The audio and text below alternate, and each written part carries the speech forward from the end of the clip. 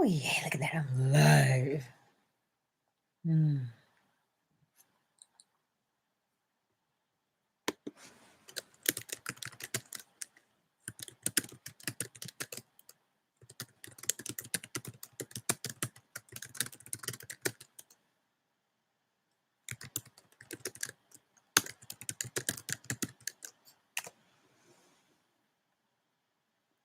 Hey, so just checking in to see how everybody's been doing because it's been a minute since I've been on here.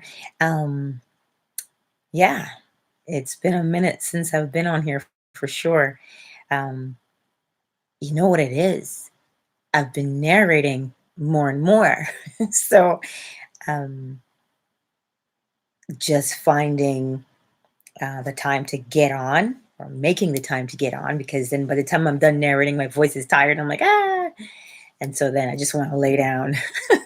So I just wanted to see how everybody was doing because I get these questions still about how do I manifest this? How do I manifest that? Or um, how do I know what I'm doing? And so it's if you know the technique, right, that Neville taught, then anything is possible. And I find that um, a lot of us still don't understand how to apply or live by the laws that govern the universe. So if you want a class on that, I will gladly teach it. Um, just show up, okay? And we'll talk about it because then when you look around it, you'll see it every day. You know, you'll see where you are in your life and how to readjust whatever your situation might be. Um, yeah. So if you've noticed, I posted that The Power of Your Subconscious Mind by Joseph Murphy. What a phenomenal book and things to apply. And I find it very interesting that I remember in the beginning when I started to read Neville's lectures and stuff, I was like, wait, um, who is Joseph Murphy? Because they have the same teacher. And I was like, oh, but if you're going to learn Neville, just learn Neville. But it's only lately that something piqued my curiosity and I had to go and dig up Dr. Joseph Murphy because even though they had the same teacher, right? Even though they have the same teacher, Abdullah, they're very different in their presentation. Neville is more focused on the promise because that's where he was coming from. That's where and how he lived his life based on who he is. Hey, Callie, how you doing? That's where he was coming from. But Dr. Joseph Murphy understood something about the human condition. He understood that if you want people to grow, you have to help them meet their needs. And so that's the difference between the two. Neville kind of, I don't want to say forced you, but he caused you to grow and stretch, right?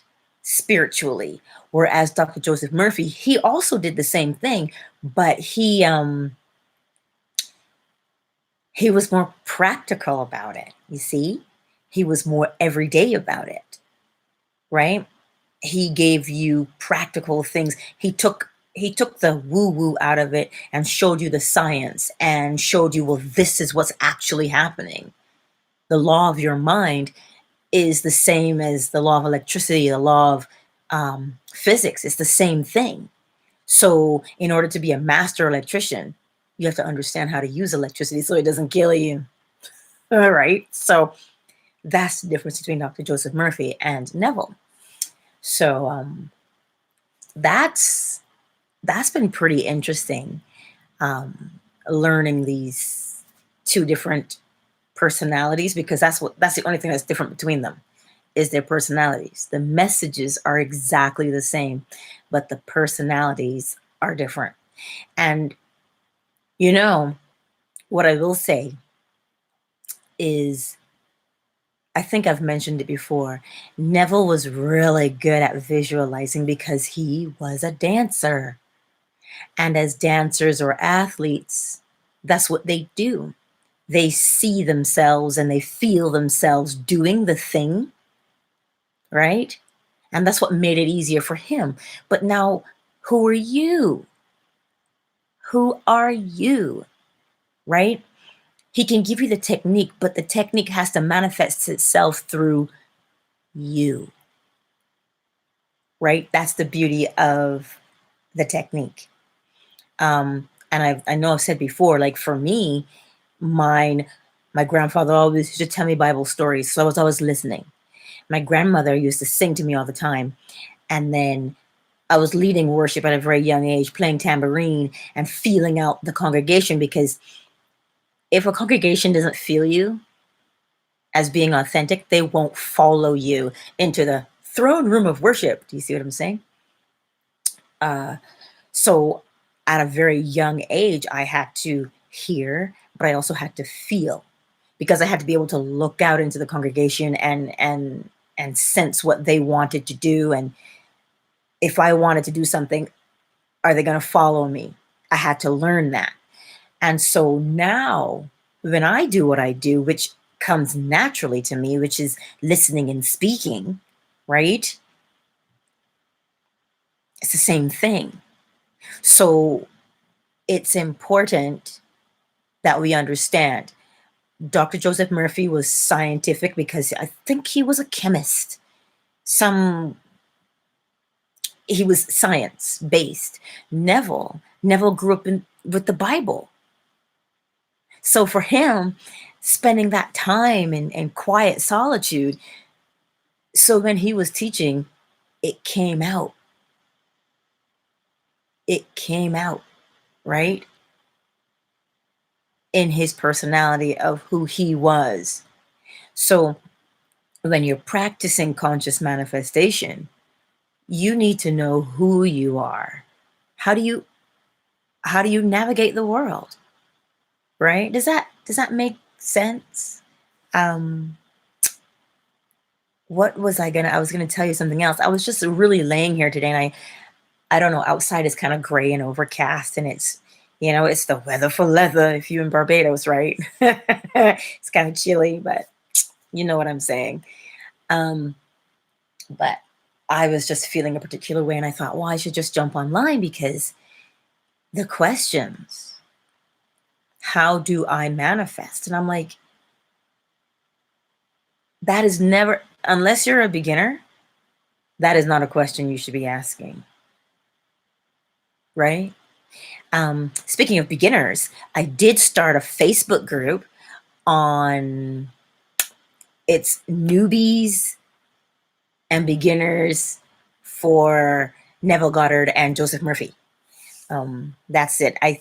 I'll copy and post a link in the description box when we're all done. Because I find that people have a lot of questions. They really do. And it's one thing, right? If you have a question, Callie, let me know. I find that the questions and how people are answered plays a very big role in how they grow and progress. And people who have been practicing for a very long time tend to be a little bit shorter in their response, you know. But I approach everybody the way I approach my son when he comes and he asks me questions. He's sleeping right now. That's why the house is so quiet. So when he asks me a question, right? Like he plays online, his favorite games with some friends and stuff. And if they encounter something, like he came and he was crying last night because somebody was being mean. And I said to him, okay, here's how we're going to deal with that. I said, it's not a fight that you should have, like physically, but you have to understand where the other person is coming from. If the other person's hurting, they're going to lash out all the time. So what you want to say is, well, what do I want? I asked him, well, what do you want? He says, well, I just want him to leave me alone. I said, all right. Hey, good to see you, Tiana. And I said to him, well, what is it that you want? He said, I want him to leave me alone. I said, all right. I said, if you want somebody to leave you alone, always remember this. Don't wish, oh, I wish you would die. I wish you're a loser. Something should happen to you. I said, no. If you want them to leave you alone, you say, you know what? I understand that you're hurting, and it's okay that you're hurting, but leave me alone and go on your way with love. I told him that's what you say in your mind towards that person. Just send them away, but send them away with love so that they can at least feel a little bit better and they'll leave you alone. And so when people ask me questions, I answer them the way I would answer him, because when I ask questions, that is how I am responded to, right? So you always want to approach someone or answer their question in a way that will always facilitate their growth, so that you are preparing them for everyday life, so that you stop getting these questions that are really quite rudimentary, right? So you're helping them, you're facilitating confidence in who they are. That's what I've found that is most important when someone asks a question. And I always am conscious of, it's kind of like, you ever watch politicians where they always come and tell you what the other guy is doing, how they're so bad, how they're so this. I looked at that one day and I thought, but that doesn't tell me who you are.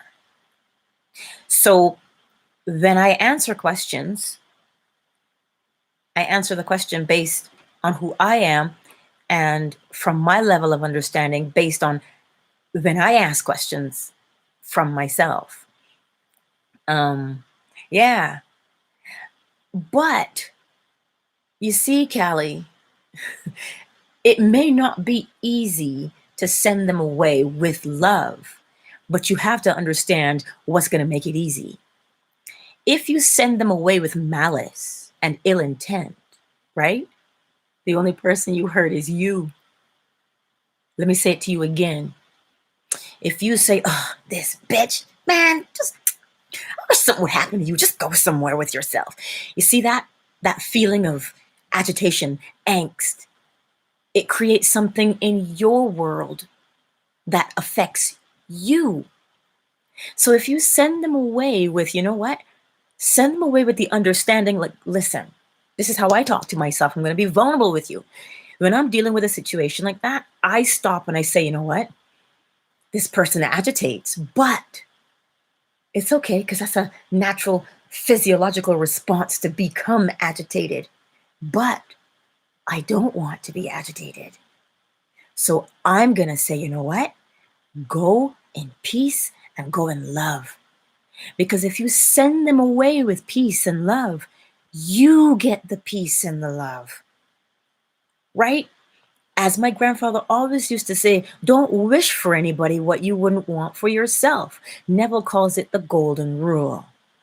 Do unto others as you'd have them do unto you. And the reason you do unto others as you would have them do unto you is because at the end of the day, it only is ever about you.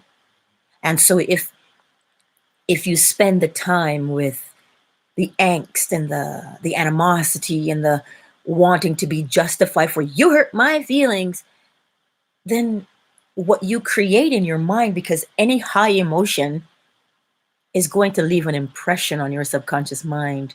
And as long as a subconscious impression is powerful enough based on an emotion, as we know, you continually create it in your own world. That is what makes it easier for me to send them away with love, is when you remember the only person you're blessing or cursing is your actual self. Does that make sense? Right? So that's what it is. So it's not a matter of easy. It's a matter of, what do you want, right? You want love? You want compassion? then create that image in your mind of it. Yeah. So that's really and truly, yeah. And I know, and that's what I said to Noah. That's what I said to my son. I said, I know it's easy. I said, but that's not what your emotions are for. Your emotions are not there so that, oh, they can get hurt. I said, no. Your emotions are there to tell you if you are going along in the right direction that you want to go in. If it feels good, if you look at humanity, look at any kind of animal life there is. Their whole point is to feel good, right? Their whole point is to feel good. Because if something doesn't feel good, we're not inclined to do it. Do you see? So that's what your emotions are for. They're not there, whereas, oh, this person hurt my feelings. Because as I've told you, this is what Neville teaches. This is what Joseph teaches. This is what Esther teaches. They all talk about it. Dr. Bruce Lipton. And Dr. Bruce Lipton has actually done the science behind it, like the actual hard science. Same for Dr. Joseph Dispenza, the hard science. When you have a heightened emotion, an impression forms right away. So if you get caught up in the, oh my God, you hurt my feelings. You see that feeling? If that feeling is one of pain, you've left an impression on your subconscious mind. So now what gets recreated, because you have it there, the feeling of pain. Because the brain works by association. It works by association. For instance, here's an example. We might call them a stereotype or whatever, but if you ever look at opera singers, right? Opera singers, most of them are bigger women, right?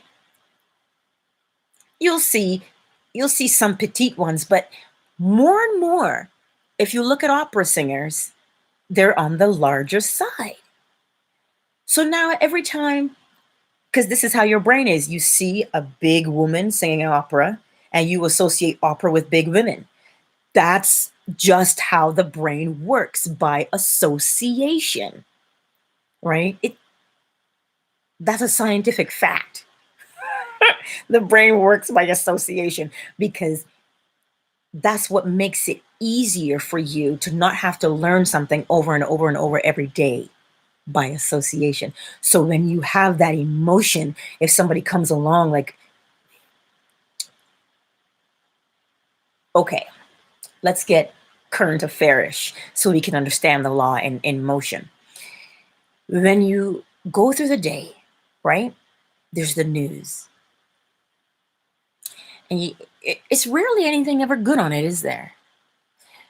But what it does is it triggers a strong emotion, right? It triggers a strong emotion. This is why I keep saying it's not enough to just not watch the news. You have to understand why you're not watching it. Neville says to you, be like the 12 disciples, be like Simon, guard what comes in. There's a reason you want to guard what's coming in. Your conscious mind is the guard that is actively protecting your subconscious mind. Why is it being protected? It's being protected not because it's vulnerable. I don't want to use that word, but the subconscious mind is protected because it only takes in information. It does not discern. Your conscious mind discerns, right?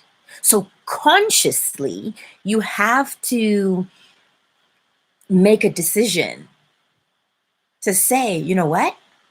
And I find that when you speak to yourself, because your subconscious is always on and always listening to you, when you speak to yourself, when you give your commands, you say, you know what? I love joy and I love happiness. I love freedom, and things that enhance that, that's what I want to see. That's what I want to encounter. That's what I will allow to come into me. That's what you tell yourself. That's what you tell your subconscious mind. You consciously say that. But you see, we have this philosophy in the world that we have to struggle and we have to fight and we have to go through trauma in order to grow. And I will always tell you that that's a lie. The only time that I've seen that kind of struggle is if you put a seed in the ground the other way. If you're planting seeds, the pointy end goes upwards because it's the softest part. Because the roots, when they break out of the bottom and the round end, that's a little bit tougher. So when the roots break out, right, and the shoot goes upwards towards the light, that's an easy process. Look at nature. That's our first teacher, right? If you think life is complex, stop yourself and ask, is it complex to breathe? No. Your hair grows, your nails grow, right? Is it complex? No, it really isn't. So life is simple. Well, yeah, Angela, you don't know what kind of life I had to live. No, I may not have known.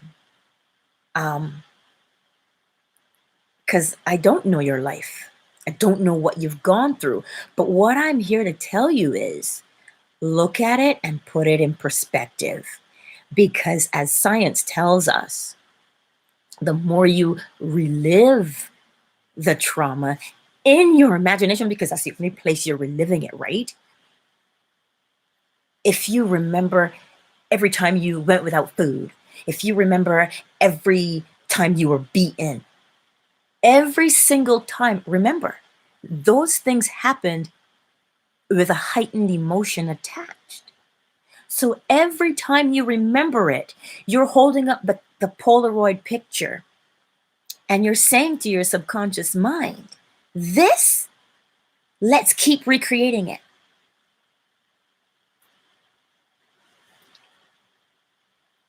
That's what we're doing on a daily basis. And that's why we think it is so hard to break out of what we're doing.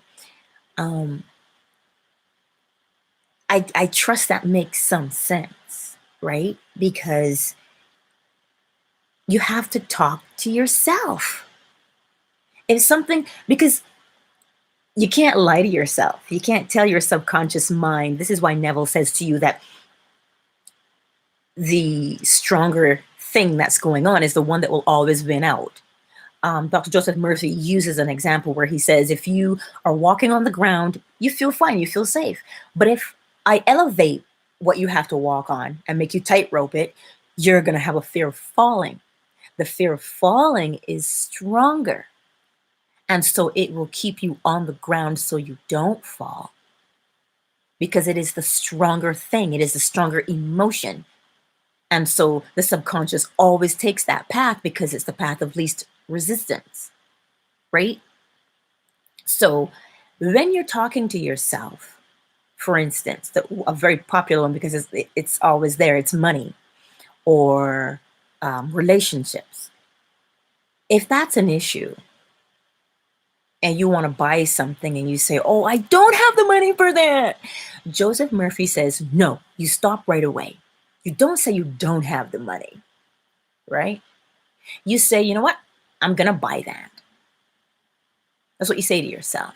And when you're talking to yourself, because you can't say, oh, I am wealthy while you're conscious of being poor. Neville tells you that, right? Because whatever it is you are conscious of being is what you continually recreate. So how you talk to yourself is you say, okay, listen, I know that I used to worry, right? I used to worry and fret about money and not having enough. But I'm learning. We're learning something new. So here's what we're going to do. We're going to practice this new thing that we're learning. And so the old behavior, I know you still want to do it, but we're learning something new. Here's what we're learning. We're learning that instead of saying, I don't have, we're going to say, oh, I have the opportunity for more. That's how you talk to yourself.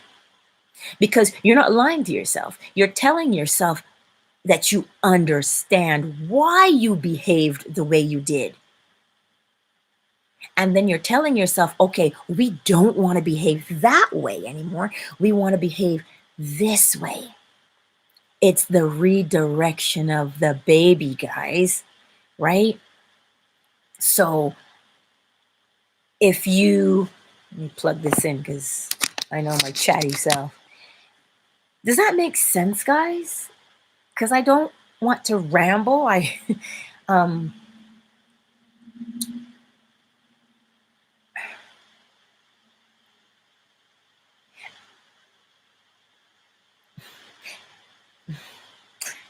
I've always wanted to stay away from some of these hot button topics, but if you understand why the hot button topics are happening, you'd be better able to guard your subconscious mind. Let's look at racism, for instance. What do we do? I grew up hearing, if you're white, you're all right. If you're brown, you can stick around. If you're black, you better stand back. I grew up hearing that. But my grandfather always said to me, it doesn't matter what you look like. It doesn't matter what you look like, right? Abdullah had the same issue. Abdullah, Neville described him as being as black as anything, right? But never did it impede him. Why did it not impede Abdullah's progression in life? Because you see that Polaroid picture that Abdullah had in his mind? That Polaroid picture that he had in his mind was one of, I am. I'm only in this skin because indigenously of where I've come from on the planet. But this skin has no bearing on my character. Now, what ends up happening is what we do, right? Because this is why it's interesting to watch and observe.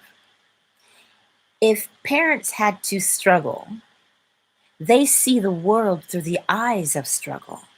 And thus, because they want to protect you from struggle, they give you their perceptions. And they say, you know, Black people have to work harder.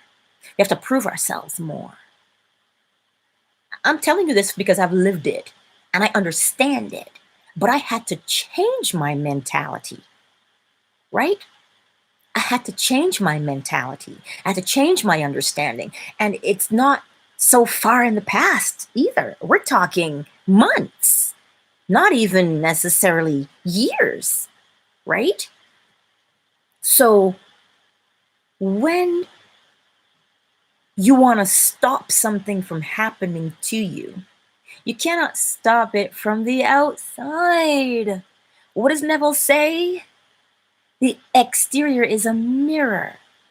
So now, exactly, and this is why, Callie, it's important. If you teach your children, right? Like my son knows he's got chocolate skin because he's from somewhere hot. And in order to manage the heat, you must have dark skin or you're going to burn. That is the only necessity of having the dark skin. If the dark skin doesn't hinder you and it doesn't make you better, doesn't make you worse, it's just the skin you're in. But there's something inside that powers you. That's where your focus should be. And so, yes, that's why you make sure you don't pass on your fears to your children, right? And so another thing is the reason why it is so prevalent in society. The divisions, look at the divisions that we have between us, our cultures. Well, you don't do the same thing as me, so I'm not going to get to know you. Your color, your job, are you male, are you female, or you're not. You see all the things that are there that separate you? Look at those separations. They have a very high emotional trigger. Now, what happens with an emotional trigger? It leaves a mental impression upon you. So consciously, You must guard your subconscious mind and protect it from these emotional triggers. Because if you go somewhere and a Black person's being abused and you're seeing it, automatically it's fear. Oh no, what if that happens to me? Right. But now do you see it now? Do you see the division for what it is? Because it is so emotionally triggering, right? That it leaves that impression. So now, because the brain works by association, anytime you encounter someone who says, well, aren't you vaccinated? You don't care about my life? What does that do? Emotionally, it triggers you, right? You get angry and it leaves an impression so that now every time the brain encounters or hears the word vaccinated or unvaccinated, correct? You start to feel a way. And now all of a sudden, whenever you go somewhere, because you're holding up the image of angst regarding vaccinations or unvaccination, you encounter it. This is why Neville Goddard said, be careful of the seeds that other people plant. So we look at it and we say, well, that's fear mongering. Take your eyes off of that. And the way you take your eyes off of that is to recognize it for what it is. It's happening because someone wants to leave an impression on you, because they know when an impression is left upon you, that is all that needs to happen. Because the minute you put the seed in the ground, it starts to grow and reproduce itself. Do you see it now? This is why you're not just talking about manifestation for houses and cars and relationships. You're talking about manifestation for everything. The interactions you have. Like it doesn't matter where I go. 99.9% of the time, I encounter pleasant people. All the time. People who want to help me. You see? So when you're looking and hearing about current events, you understand, the first thought you should have is, I need to guard my subconscious mind, because I know anything that I put in there is going to grow and reproduce itself like that. So now do you see why life is not a struggle? Because the minute the impression is left upon you, if it is an impression of fear, if it is an impression of anger, if it's an impression of love, it does not matter. As long as an impression is left upon you, that impression will reproduce itself in your life. So and in order to, because you know how we have relationships, and some people say, oh yeah, but we're always manifesting things on purpose, whether or not we're conscious of it. If people say you're being delusional or selfish, understand that creates an emotional response within you that triggers an impression upon your subconscious mind. So now you walk around with this thing that says, you're delusional, you're too sensitive. And now you're always presented with, oh, you're so sensitive. Oh, you're being selfish, you're being delusional. Because you're holding up the image of that. So it doesn't matter what they say. This is why you practice the art of understanding and saying, you know what? This person doesn't necessarily understand how impressions are formed. And that's okay. Everybody awakens at their own time. And you just say, you know what? It's all right. I understand. I understand how you feel. Go your way with love. Because it's not a fight that you can have on the outside. Because the fight is not happening on the outside. The fight is happening on the inside and you happen to see it on the outside.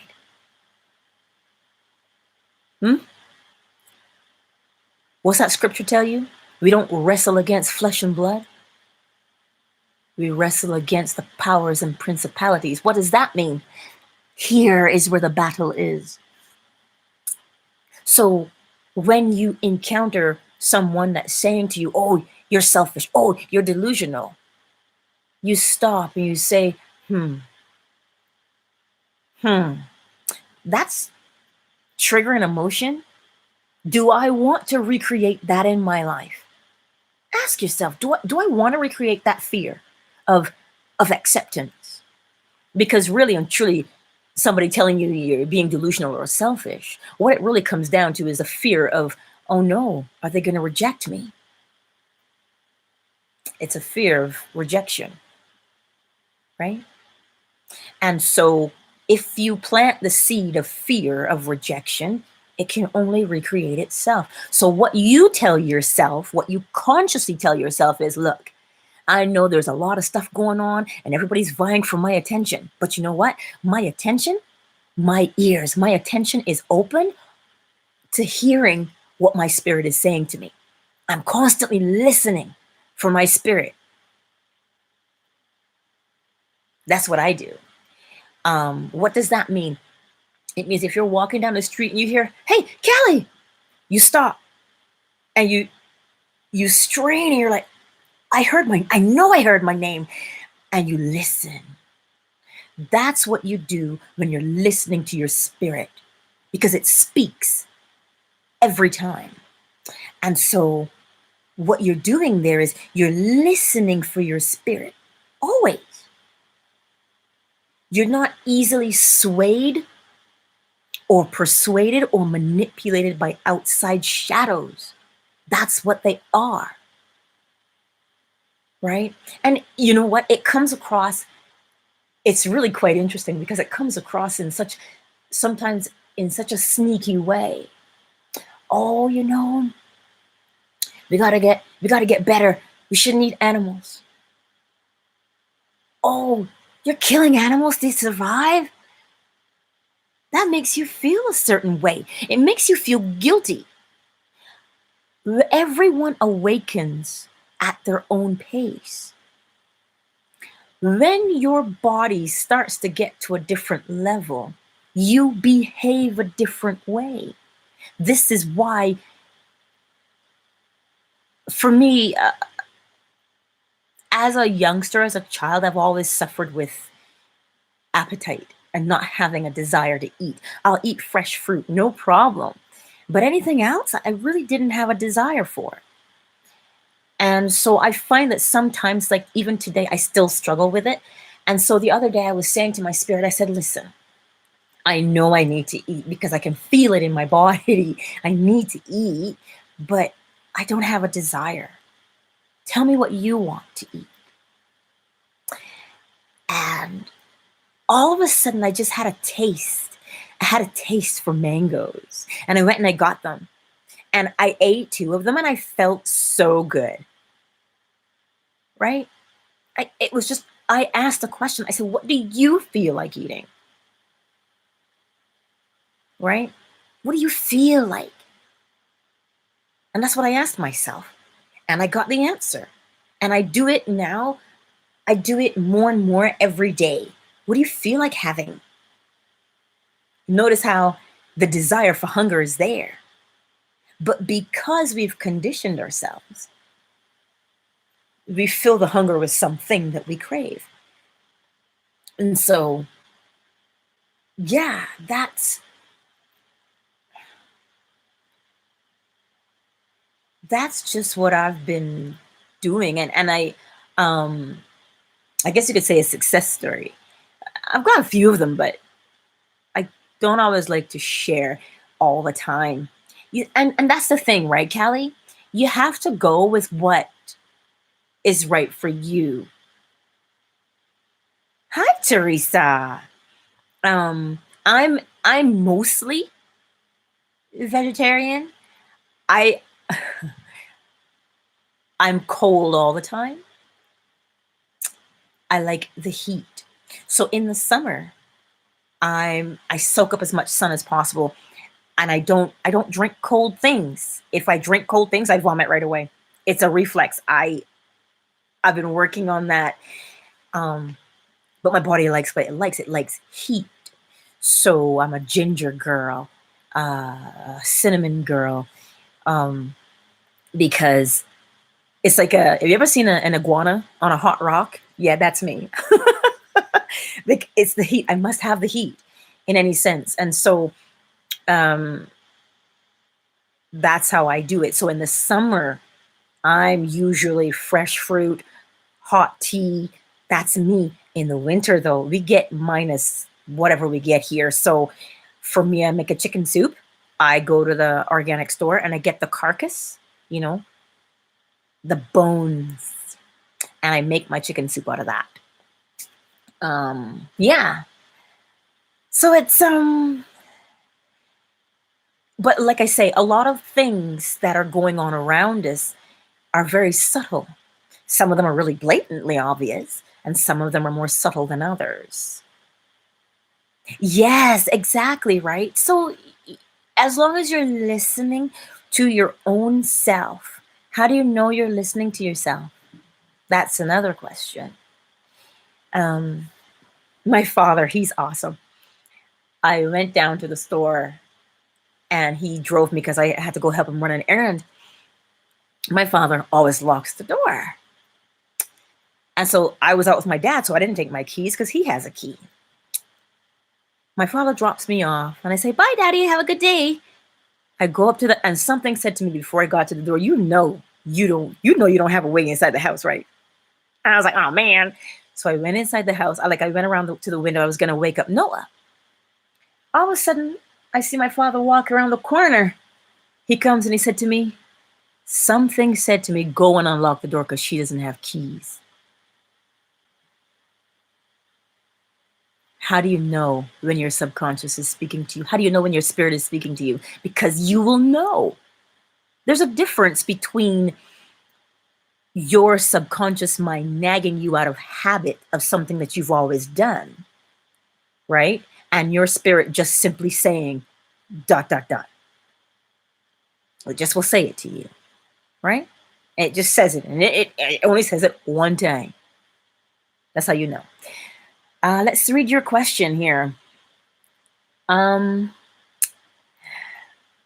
Christian says, I've manifested so much this past year, it's insane. I find that SATs is very effective for specific desires and affirmations, and scripting for more general. How do I feel about this?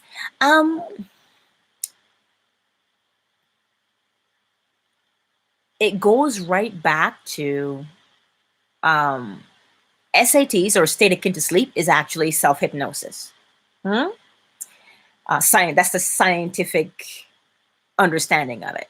And so with hypnosis, with self-hypnosis, you give yourself the suggestion. And the suggestion is whatever you want it to be, whatever it is you want to manifest. And so you have an image in your mind, right? You have the image and you impress the image. And this is why Neville says the SATs, or the self-hypnosis, is very effective, because when you're going to sleep, that's when your subconscious mind is most apt to accepting your suggestion or the image that you want to manifest. So yes, it's incredible to use it always. I used to do that with my affirmations. Christian, does that answer your question? You use this anytime you're using what's it here? The conscious and the subconscious mind are one and the same. Yes, it's the same mind. You understand? Not two minds, one. Right? It's just that you know the laws. Gender is in everything. One thing accepts and one thing suggests. So think of it like sex. There's always a penetrator and something that is penetrated. So the conscious mind penetrates. Subconscious mind is penetrated. So when you are giving consciously, you have to give the suggestion to the subconscious mind, right? So that's what you're doing with self-hypnosis or the state akin to sleep. Yeah, and I love it. And to tell you the truth, like I've been having a lot of really great things. I do scripting as well. Yeah, I do scripting as well. And it's as of late that I've started to incorporate the Joseph Murphy, because if you listen to what he's saying to the people who approach him, and he talks about, because Neville tells you when you assume the state to stay in that state, right? Joseph Murphy's telling you, okay, well, what if you say your old state says, well, I can't afford that. Your new state, that's your, remember your old state, I can't afford that. Joseph says, whoa, don't complete that thought. That's your old state. So what he says there is you get your new state. Your new state is, you know what? I'm buying that. Because this is why you're continually telling yourself, okay, I used to do it that way, but I'm learning something new now. That's how I script. Right? Sometimes I write it, but I talk to myself more often than not. So for me, sometimes I say, well, you know, I used to do it that way, but we do it this way now.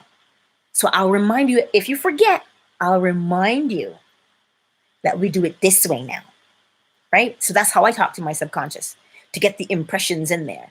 So for the reason why I've been so busy lately with narrations is that they just are coming out of the woodwork. And I've always said, you know, I like doing this, I have fun doing it, and I want to do more of it. And I'm looking forward to doing more of it. And so sure enough, that's what's been happening, right? As for affirmations, I find, like if you use them at night, like if you're going to sleep and they're on loop, that's one way of doing it. Yeah, because the subconscious mind is much more susceptible in a drowsy state to taking a suggestion.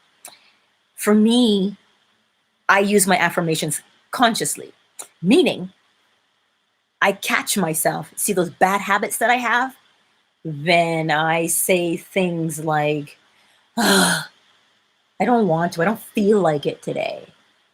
And I say, you know what? The things that are pleasant and fun for me, I do them. That's an affirmation, right? So that's why I do my affirmations more consciously. And when I'm falling asleep, to focus my mind, I do more of a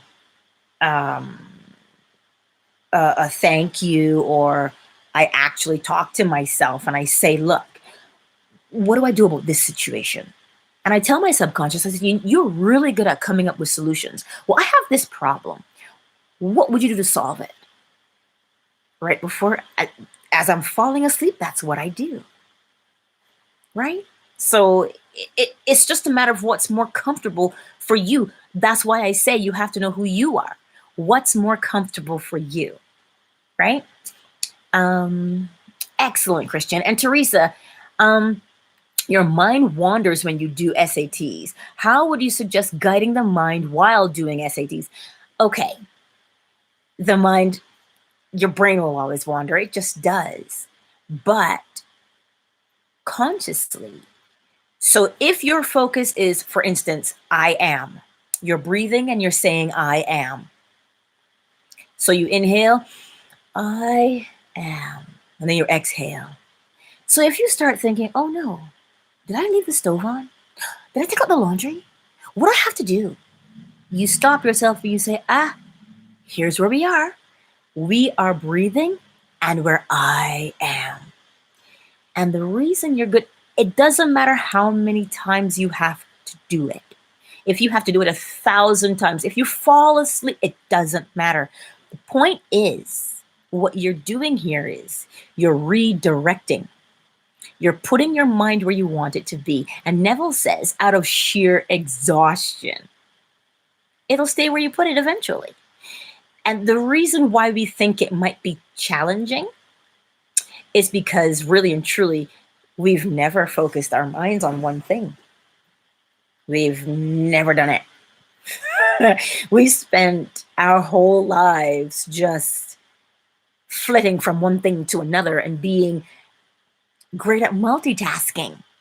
That's what we've done. So, Teresa, what you're going to do, it doesn't matter how long or how many times. They say sometimes it's 70 times 7, right? It doesn't matter. If you're breathing in, I am. Exhale. I am. Oh, look, cheese. I am. Breathe in. I am. Exhale. Oh, is the cat outside? I am. Now, there's a difference between having a wandering mind and being spoken to. You'll see the difference. You'll recognize the difference. For instance, I was recording and I was cat sitting. So I had the cat outside tethered in the yard. And every time I would hear, is the cat strangling herself? Because you know, if there's a bird out there, if there's a squirrel out there, she tries to get it. Is the cat going to hurt herself? Is the cat okay? Is the cat okay? Is the cat okay? I was like, oh, like it drove me nuts. And I said to my subconscious, listen, you can see the cat. I can't. And the cat is fine. Leave me alone. And let me tell you how sneaky it is. I had forgotten to record something. And all I heard was, you missed number 1. And it was gone. I stopped recording and I went back. And you know what? I did miss number 1. And so now I go back to record. Is the cat okay? Is the cat okay? Is the cat okay? Is the cat okay? And I was like, oh. And again, I said, stop it. I don't even know how many times I did it. But eventually I got fed up. Right? And I said, leave me alone. And then all of a sudden I had to pee. So I'm not going to ignore Mother Nature, because when you're recording like that and you're on a roll, you want as few interruptions as possible. So I get up to go pee. I'm done. And you know what I did? I went in the yard and I got the cat and I put the cat inside. The cat was, do you know what the cat was doing? Sitting in the sun. Her eyes were closed and she was sitting in the sun. I had no reason to worry.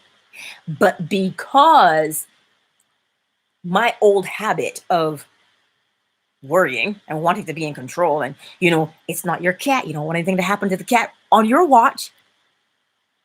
See? That's what happens. But I told you that story to show you you've got to see things when they're happening, right? So when I heard you missed number 1, I had to go back because I knew it, because that just sat differently as opposed to, is the cat okay? Is the cat okay? Is the cat okay? Is the cat okay? Like, you see the difference between worry and being spoken to, or a wandering mind and being spoken to. So that's what that is. Scripting. I script affirmations, and I use it with my son too, actually, because he's now, there's a reason for boys to do something. We homeschool. Boys are different learners from girls. A girl, most of the time, they'll sit and do what you tell them to do. Boys have to have a reason. And he was always like, I don't want to print, Mother. I don't want to know. I don't want to write. And I said to him, well, you're not always going to be a little boy. You're going to have to write to communicate as well. And I said, all right. I said, what is something that you want? He goes, well, I want something like along the lines of better friends. I said, okay. So I wrote a sentence out the top of the paper and I said, I am a good friend. And I have good friends. I wrote that in one sentence. And I wrote from 1 through to 9 and I left it for him. And I said, okay, now you want friends. Let's speak that and write it. because speaking the affirmation and writing the affirmation will imprint for you. As Joseph Murphy tells you, repetition is key to building the subconscious mind. So that's why when I said to him, okay, so here's how we're going to write this affirmation. And then after he wrote it 3 times, he says, Mom, I don't believe that. And I said, okay, what do you believe? And he said, and he told me, I don't remember what it was, but then I wrote it down again on another piece of paper, 1 sentence. And then I wrote it down, 1 through 9. And that's what he does to practice his printing. He speaks it and he writes it at the same time, which embeds it into his subconscious mind. So that's how I taught him how to script his affirmation. He doesn't call it an affirmation. He just thinks he's learning schoolwork. What you see, you gotta be a sly fox when you're a mama teacher. So that's my suggestion, Cali girl. But that's why I script and I speak. I read out my affirmations because somebody said to me, for some reason, I have a lot of followers from India. I get a lot of messages from them asking questions about manifestations. Somebody said to me, so why is your channel not bigger?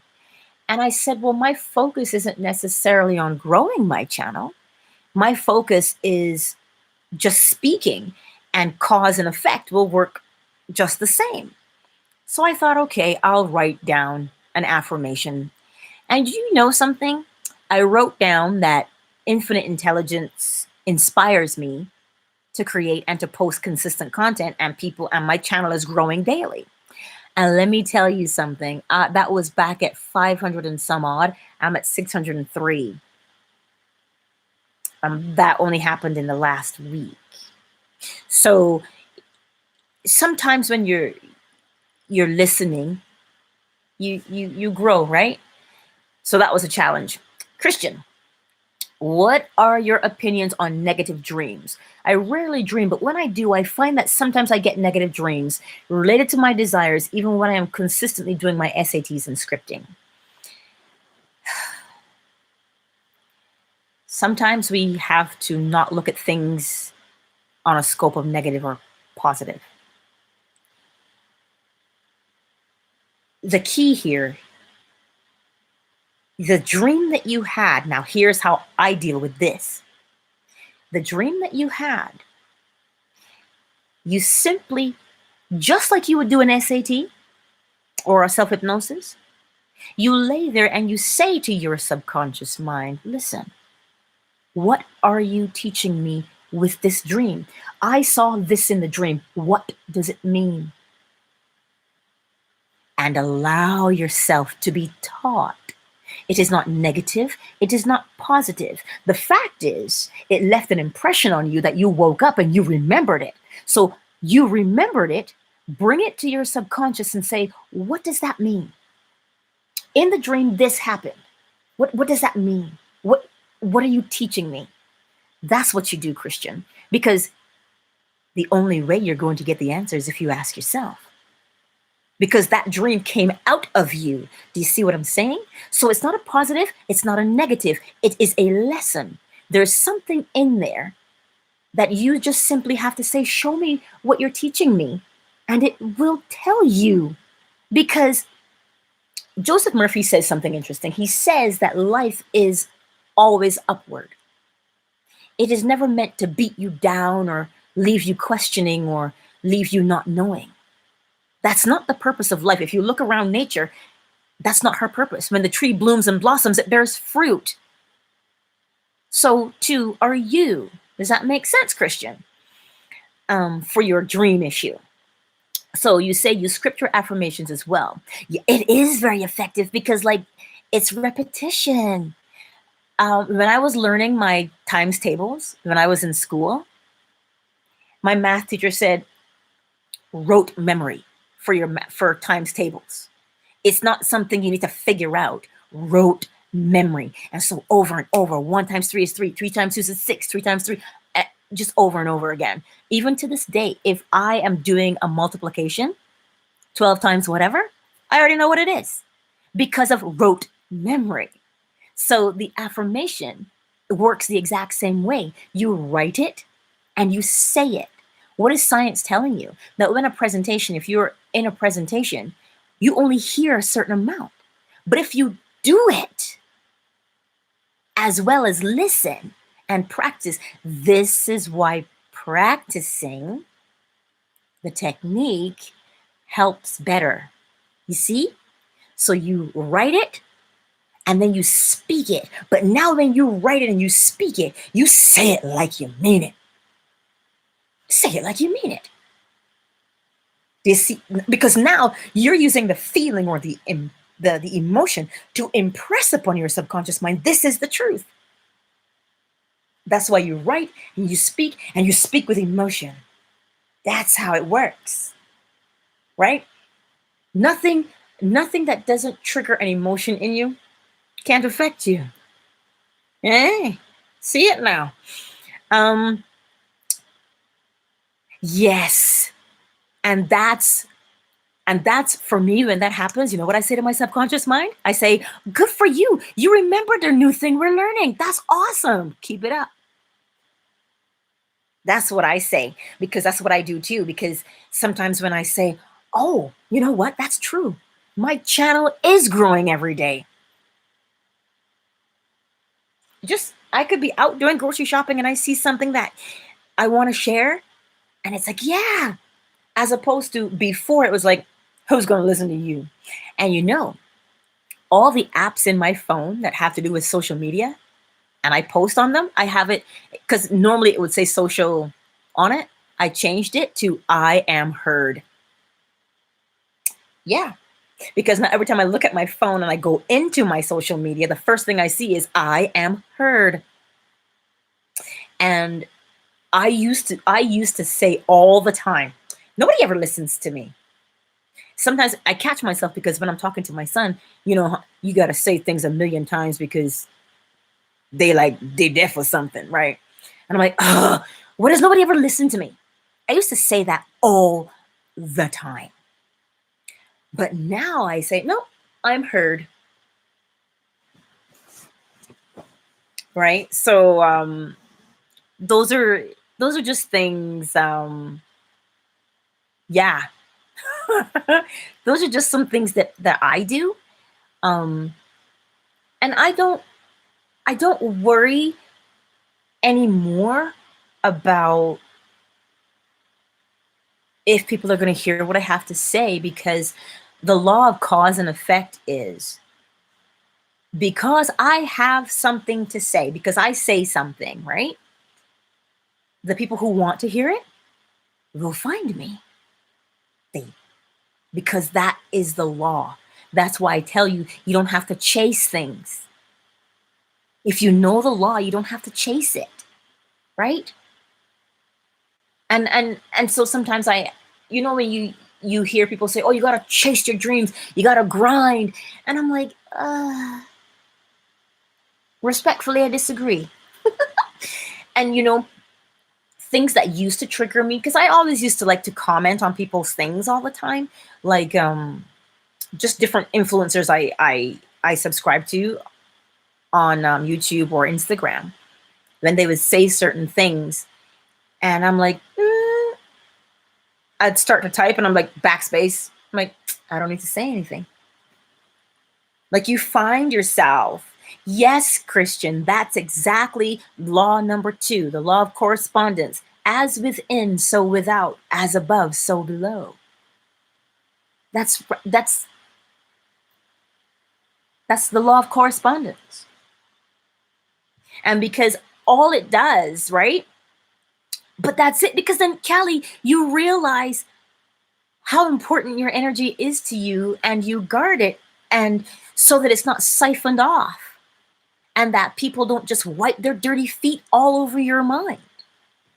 So that's why I do it too. Like, you just go backspace, you're like, eh.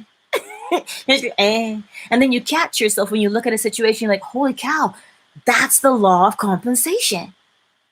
When you see something happening in the world, and you're like, holy cow, that's that law in action. Like, it really, you start to see, and and when you see your growth, that's why I always say, Christian, when you mentioned that you catch yourself thinking about your affirmations during the day, that's why I always say to myself, good for you for remembering. You know why? Because the emotion further impresses it upon the subconscious mind. It's like you're telling yourself you're doing a good job. Yeah. So it's like, so that's why I say, like, I was laying here today in my bed and I felt, like I told you guys before, I wanted to say something, but to get up and have to plug in the computer, and I tried doing it on my iPad and it just swirled and swirled, and I was like, oh, forget it. And I was just like, you know what? Fine, I have nothing to say then. I don't want to get up and do this. And something said, just get up. Ooh, something I wanted to tell you too. You know how they talk about we live in a dual universe? The law of duality. Yes and no. What? Dual means two. That's why it's dual. It's dual because there's two things. Remember, I told you creation is two things that are in poised opposition. Not that they're opposite. They're not opposite, as in, ooh, that's my timer for my thing. Sorry. Poised opposition. They're opposite meaning left and right, not as in opposite as in different. Do you see what I'm saying? So we do live in a dual world, but not dual as in opposites. No, poised opposition, right? And the reason why I say that to you is because the big thing nowadays is we're talking about gender fluidity, non-gender conforming. I'm like, I don't know what those things mean, but I do know this. In everything there is gender. But when I was in school for traditional Chinese medicine, it is relative. It is relative. But you see, the thing is, because people don't always understand what that means, it becomes distorted. Here's an example of masculine and feminine, because there's gender in everything. Masculine and feminine are not opposites. They're dual because there's two, but they're the same in nature, right? Yes, I will. So gender is in everything, right? And relative means, so you have a plant pot and the plant pot is empty. The plant pot is feminine. Why? Because it has to be filled. So you put the dirt in. So the dirt is now masculine because it was the one that filled up the feminine. But now along comes a seed. The dirt that was once masculine now becomes feminine because you've got to put the seed, the seed is masculine to penetrate the dirt. But now the seed contains all life within it. And what was once masculine bursts forth life and is now feminine. Masculine and feminine gender is in everything. It is not a thing to do or to be, but is it a state of being. Now, the Pearl of Great Price by Neville, Teresa. The Pearl of Great Price means, you see what you're learning right now? That you are the operant power, is what Neville says. Joseph Murphy says, you're the captain of your ship. He actually gives a very beautiful analogy. The seamen who are in the belly of the ship, they're putting the coal in the furnace, right? They don't question. When the captain says, full steam ahead, they don't say, well, where are we going? They add more coal. Your subconscious mind is exactly the same. It doesn't ask you where you're going. It just says, well, get your clothes on because we're going somewhere. Let's go. So the Pearl of Great Price is you are accepting one truth. And the one truth is that you are the cause of your own existence. That is the pearl of great price. It is not oh, I'm the cause of my existence only in this area. No, you're the cause of your existence in all areas. And until you grasp that fully, Neville says you haven't bought the pearl of great price. Right? Because we think it is hard. We think it, because some people say, oh, you know, there was a portal open a couple of days ago. You know, where the pyramids lined up with the stars. Yes. That portal opening is going to affect me physiologically. Because my body is here in the planet and influenced by it. But because I have that influence, think about all the people who don't even know the portal is there. Are they influenced by it or are they not? If a tree falls in the forest, does anybody hear it? That's the same thing. If you think that you are influenced by externals only and that you have no control over that, then you haven't bought the pearl. You are welcome, Callie, sweet girl, and thank you for coming out today. I appreciate your presence. And again, if you have questions, you know where to find me. Or if you want to share success stories, you know where to find me. Love you lots. Yeah, so, but that's it, right? You've got to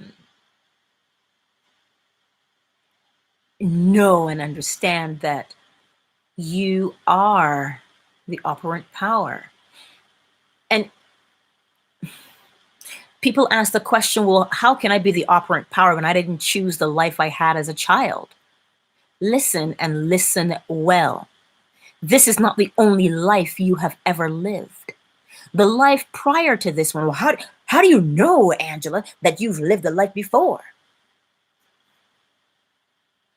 Look at nature.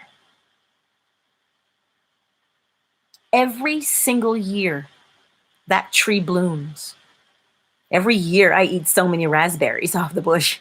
Every year. Why? Because it comes back every year. Because the energy is not destroyed. Right? The energy isn't destroyed.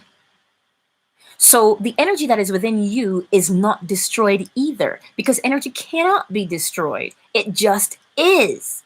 So the energy that you are, your energy signature, influences the life. This is why Neville says, if you leave this world a beggar, in the next world you're a beggar, because the energy of you has not changed. This is why Neville tells you to revise. Change your energy in this life, because it will influence where you are in the next one. Okay, Christian, you see that? We're going to talk about that one in a second. Because I'm going to make you think. So whatever your energy signature is right now, if you stay in that energy signature, it influences your next one. This is why pregnancy and birth is sacred, because the spirit coming in, hello, essential wave. This is why birth is such a profound experience, because that's when the spirit enters the body. So if the baby and the mother are relaxed and calm, and that energy is nice and calm, well, then the energy coming into the child has to also match the energy surrounding it. It is the same with death. When you physiologically transition, so when your spirit leaves your body, if your body and your mind are calm, the Egyptians knew a thing or two about that. When they helped you transition and your spirit leave your body, if your spirit left traumatically, then the energy signature was traumatic. So the only way to come back was into trauma, because that's how you left. Right? Ponder that for a minute. So, Christian, I've heard that the purpose of this life is to realize that we are on a soul journey to learn that we are God. Let me tell you something. Infinite intelligence We hear omnipotent, omnipresent, omniscient. You cannot be omniscient if you don't know yourself. So to learn that you're God? No. See, this is something that I had been asking about for quite some time. You see, I don't even know where to begin, Christian, but I'm going to begin at the beginning. In the beginning, infinite intelligence just was. I know that people like Billy Carson and Steve Greer, all of these people you see on Gaia, they have all of this knowledge. Zachariah Sitchin, all of them. But something didn't make sense to me. How can you be all-knowing, but yet you have to learn yourself? It's either you know yourself or you do not. So if you don't know yourself, then you cannot be omniscient. So this is now, let's go back to where Gnosticism comes in. Oh my God, you got me all fired up. This is exciting. Okay, I'm going to try and make as much sense as possible. And I'm not saying I'm right. I'm just saying this was the understanding that I had. Where did I get this understanding? From myself, from my spirit. Gnostics would always say, I don't know if you've ever read the Corpus Hermeticum, or if you've heard of Hermes Trismegistus, Thoth the Atlantean. He wrote that book. In it, he's having a conversation with a student. The student said to Hermes, he said, why are we punished? You see, the body and the soul are one. Whoever the creator was of the human, the body and the soul are one thing. Right? But the spirit is different from both of them. You see, and in my opinion, maybe I'll leave that out. Maybe I'll leave my opinion out of this one for a minute. The body and the soul are the same thing. So the spirit on the inside knows itself already because it is. The Bible or Neville will tell you the same yesterday, today, and forever. The spirit knows itself. It is the body and the soul that don't know itself that have to learn. Right? The body and the soul are the thing that's learning.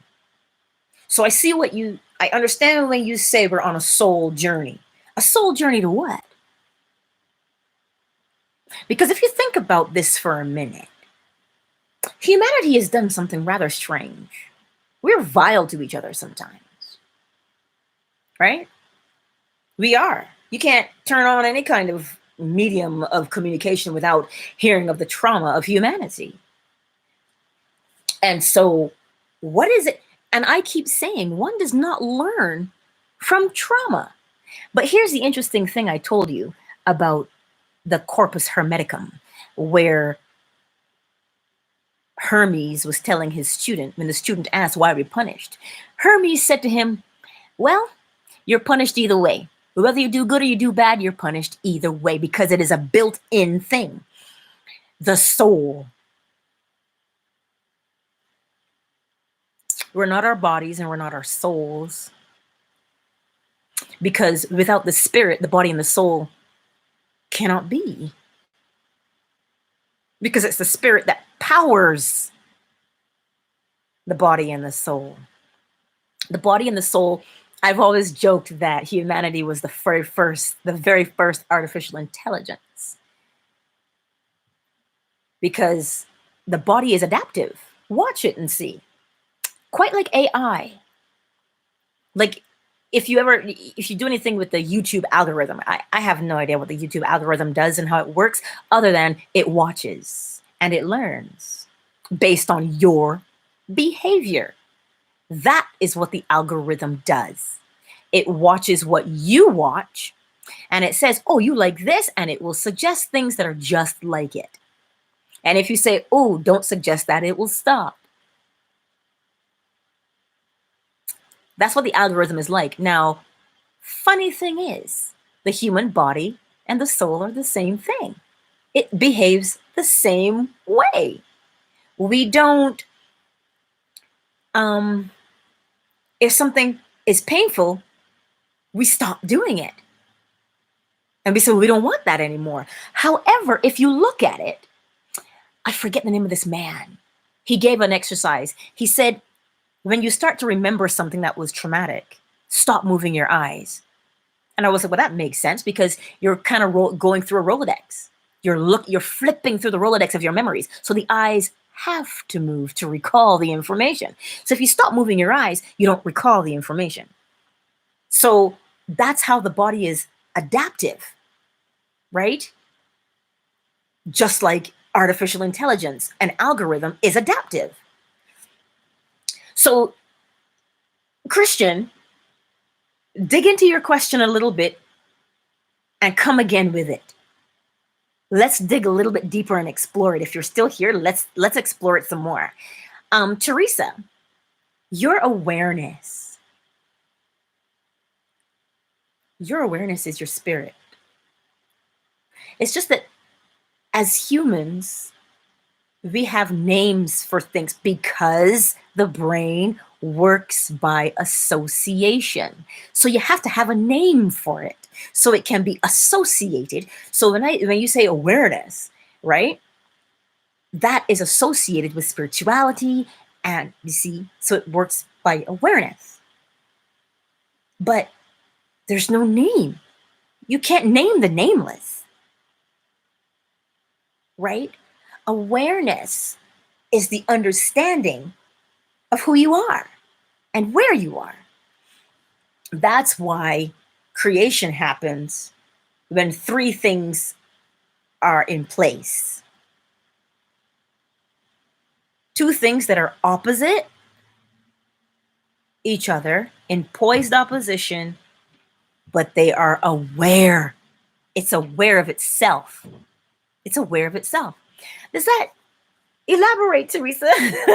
Because I don't know if I'm making sense to you or if, you know what I mean? I want to know that I'm making sense. Or if you think I'm out to lunch, it's okay. You're not going to hurt my feelings. These are just things that I ponder and I ask myself. So your awareness, and you know, there's so many phrases, like there's red pill, there's blue pill, there's woke. I have no idea what any of those things mean. I don't know what those mean. I just know I go by the 7 laws that govern the universe. Am I perfect? As a human being, no. But spirit-wise, you're damn right I am. And so are you. Right? It's just that there's so much. There's so much to, but the easiest way though that I've found is knowing the laws and using the laws as your guide. Because law number 1, mentalism. Everything is mental. Everything is mental. The universe is mental. Mental doesn't mean thinking. Oh, thinking is a function of the brain. Then the law of correspondence. As above, so below. As within, so without. The law of vibration. Everything moves. Why does it move? Because creation has a motion. Again, think sex. There's a motion to creation. There's an in and an out. your awareness definitely creates the 3D, because law number 1 tells you all is mind. And whatever is in your mind, whatever, this is what that saying means, that everything that is in the dark comes to light.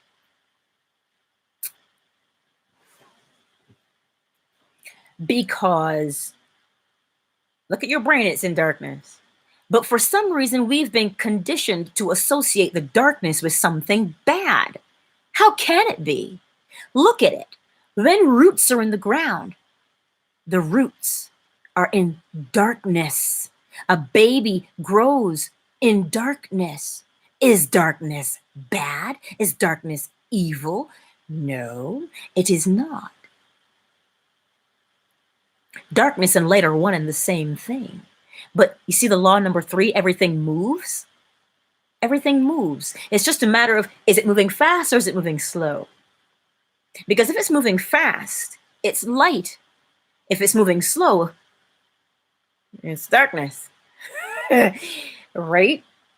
So whatever image it is that you hold, Teresa, is what you recreate. This is why if you were here earlier, right, you will remember me saying that life is easy and simple based on nature. Just look at it. You put the seed in the ground and it's gonna grow. Okay? Put it there. You've seen plants growing out of cement and out of concrete and out of asphalt. It's easy.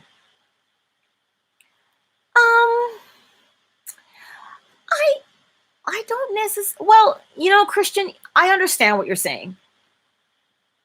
It's the unknown. But what makes it unknown? I don't think the darkness is unknown. I think,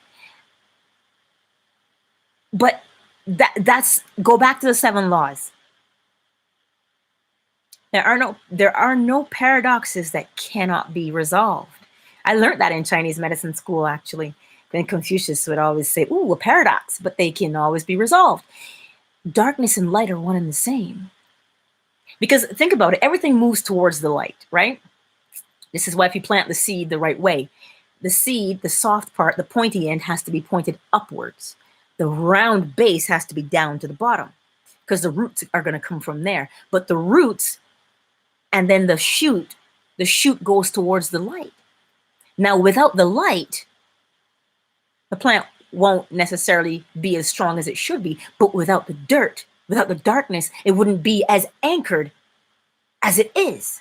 The nutrients are in the darkness. The life is in the darkness. It's not the unknown. Life is in the darkness, and it is shown up. Life is shown by the light. This again is why the saying, whatever's in the darkness comes to light. Doesn't mean that what's hidden, it doesn't mean secrets. It means that the darkness, where the life is, in order for you to know that life is there, you see what comes out of it, right? In order for you to know that the baby is there, the mother will feel the baby, but eventually the baby comes out, and then you will know what was in the darkness. Life was in the darkness. So to me, the darkness is not unknown. Life is in the darkness. I get, yeah. No, that, it's not, I wouldn't say that darkness is devoid of light. Scientifically, if you turn out the light, the room goes dark. Darkness and light. But it's just, to me, they're the same thing. It's just that one is unmanifest and one is manifested.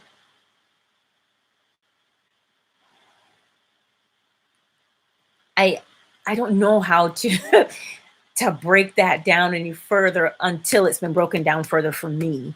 So I will ponder that, but that's why I use those laws. We stop that law number 3, everything moves, it vibrates. And because it vibrates, it's moving between 2 things. It's moving between 2 poles, the law of polarity. Now, the poles don't mean that they're different.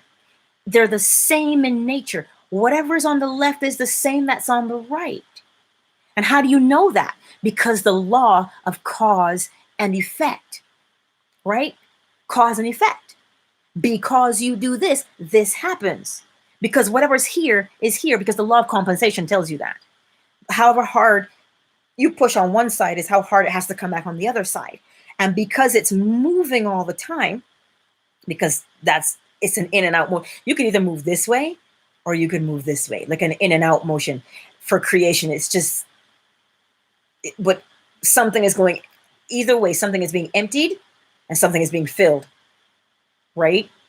So this is why the two things on the in poised opposition are the same. So now that we've stopped at the law of cause and effect, because everything is moving at those two poles, we have a rhythm, the law of rhythm. And because we have that rhythm, right? Something has to be emptied and something has to be filled, which is the law of gender. So you see, all is mind. Because as above, so below, as within, so without. Why? Because it moves. It moves because they're on poles. And because they're on poles, they cause an effect. And when you cause an effect, you're creating a rhythm. And the rhythm is the emptying and the filling, which is gender. Because as you know, men fill, women are filled. We are the expression. You see, we're the expression of creation itself. So if you walk with those 7 laws, there's nothing you cannot understand. You will understand what you need to when you need to, if you move with those laws. Right? There's that cause and effect. And this is where you get some people who say, oh, I don't like the way Esther teaches, or I don't like the way she teaches. I don't like the way this person teaches. You have to get past the personality of the person and where's the law in what they're saying. You see, because we are emotional creatures, and the emotions, this is why I tell my son all the time, emotions are not there to be hurt. They're there to show you something. They're showing you where you are in the 7 laws. They're showing you how you're moving. And he's so cute. Oh my God, he is too cute. When I get upset, he says, Mom, remember the pendulum. Remember how you're swinging. Because compensation tells you, if you're real angry,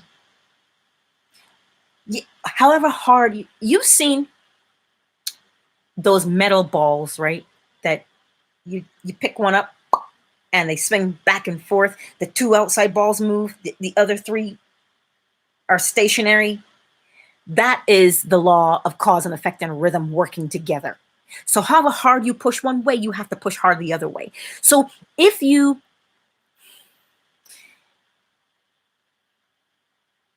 allow your emotions to be manipulated, it only is going to affect you. And this is why when Callie mentioned earlier in the conversation, when she said, oh, it can be sometimes hard to send someone on their way with love, especially if they've pissed you off or they've hurt you.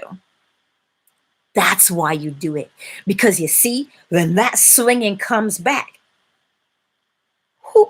who's it swinging? Whose life is it swinging in?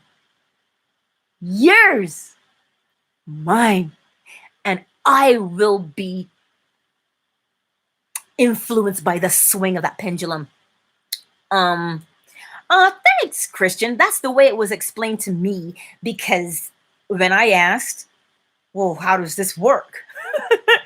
Because I read those 7 laws because Hermes Trismegistus, or Thoth the Atlantean, he was given those laws by the 9. I'm like, the 9 who? But he was given those laws. Those are the laws. That's the law of creation. it tells you how creation happens, right? And so when I was, I guess, meditating, I was, okay, well, show me then. Well, I want to understand. And that's how I understood it to work. In my mind's eye, that's what I saw. So I can only share it based on what and how I understand it. Oh, Teresa, it's either, girl, I'm cracking you up because you think I'm totally off my rocker. But yeah, that's what keeps me going. I don't know everything, you know. I don't know anything, to be honest. Why do we say to be frank? To be frank. No, I'm Angela. I'm not Frank. So to be Angela, I don't know everything, but as every single report card has ever said since I was a child, she talks too much, inquisitive, always wants to know. Well, is that not what we're supposed to do? Are we not supposed to ask questions? So this is why I ask questions. But life is so beautiful. And you know who taught me that? Squirrels. I was out walking with my son, and these two little black squirrels, you could hear, and they were just running up the tree. And I was like, wait, he's not thinking about rent. He's not thinking about food. He's not thinking about anything. He's just having a grand old time. And I stopped right there and I said, that's it. Life is pleasurable and meant to be enjoyed, and I intend to enjoy it to its fullest. That's what I said that day. And do you know, I haven't looked back since. Because we, as people, we take things so seriously and to heart. But if you look around nature, it's easy, it's beautiful, and it's fun. Have you ever looked a squirrel in the eyes? They're always in the yard because we have this bird feeder up. And so when you come out, they stop moving. They just freeze. And I'm like, so you think because you've frozen there that I can't see you? So I talk to them, and they move. And they look at me, and I'm like, and they have the cutest little faces ever. They really, really do. But I'm like, you're rats. You are rats. And so, no, I don't care how cute you are, you're rats. But it's just, I just love the simplicity of things. I'm not gonna, like, that's the thing. We have what we perceive to be as challenges, right?